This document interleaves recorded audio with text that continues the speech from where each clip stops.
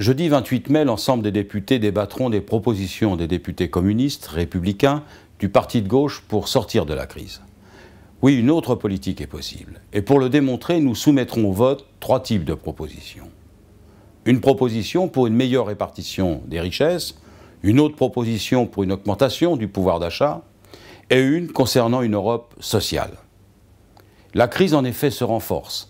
La France est officiellement en récession avec un PIB, un produit intérieur brut, en baisse de 1,2% pour le premier semestre 2009. Et alors que les chiffres du chômage explosent, il est temps de décider d'un grand plan de relance sociale. Les députés communistes et républicains du parti de gauche proposent une série de mesures claires. D'abord, les richesses de notre pays doivent être partagées.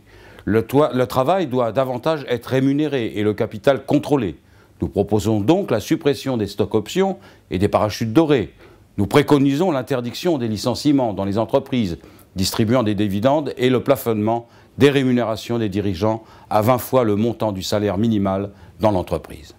Pour redonner du pouvoir d'achat aux Français, les députés communistes proposent entre autres de supprimer les franchises médicales et d'instaurer un SMIC à 1 600 € brut mensuels. Enfin, nous proposons d'interdire l'application de la directive Bolkestein et de promouvoir les services publics en Europe.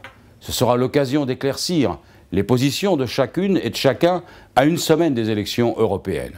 Cette proposition contraint l'Union européenne à respecter les législations nationales en matière de droit du travail et reconnaît pleinement la spécificité des services publics.